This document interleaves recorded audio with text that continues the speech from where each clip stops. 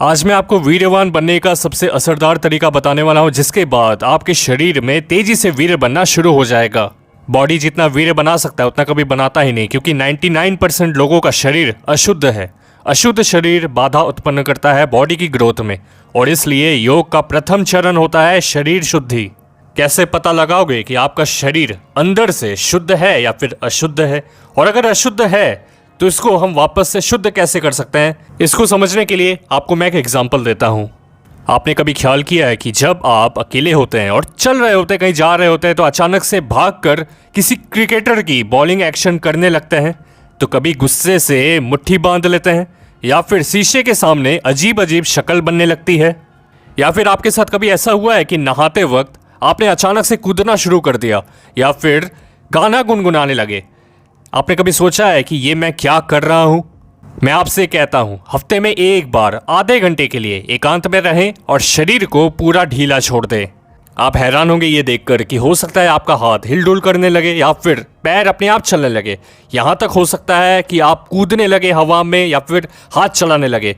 हो सकता है आप अपने काल्पनिक दुश्मन को याद करके उसको अपनी इमेजिनेशन में मारना चाहें। बस देखें कि शरीर कर क्या रहा है और उसको जैसा चाहे करने दें, और तब आपको पता चलेगा कि ये क्या हो रहा है।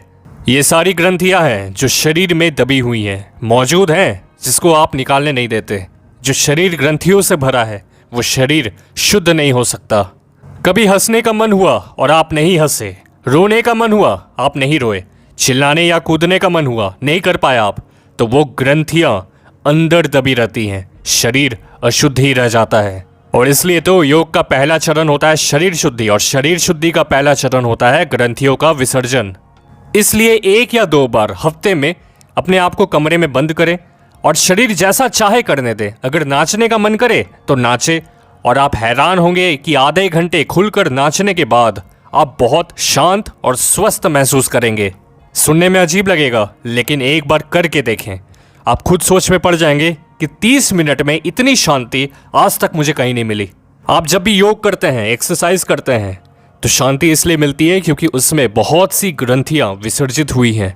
आपने देखा होगा कुछ लोग जानबूझकर लड़ना चाहते हैं, उलझना चाहते हैं, क्योंकि उसमें भी ग्रंथियां विसर्जित होना चाहती हैं।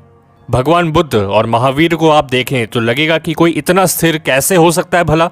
उसका कारण भी ग्रंथियों का विसर्जित होना ही है।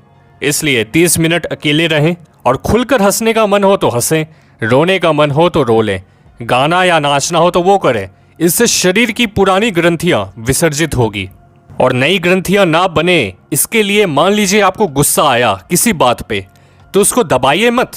कोई भी इमोशन को आपके भीतर दबने मत दीजिए। पुशअप लगाइए जब तक एक पुशअप लगाने की भी ताकत ना बचे।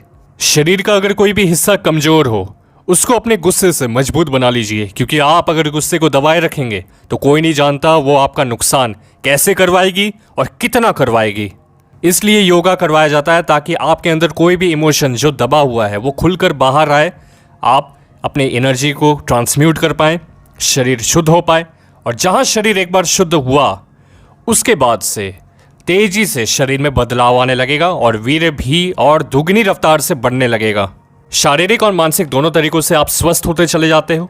शरीर में कोई भी बीमारी नहीं पकड़ती अगर आप ये सारी चीज़ें करते हो तो। अगर आप ऐसे किसी को जानते हैं जो राह चलते किसी पत्थर को देखकर उसमें किक मारते मारते उसको लेकर जाता है बहुत दूर तक, या फिर अचानक से क्रिकेट की किसी भी बॉलिंग एक्शन को कॉपी करने लगता है, तो इस वीडियो को उस इंसान को ज़रूर दिखाएं।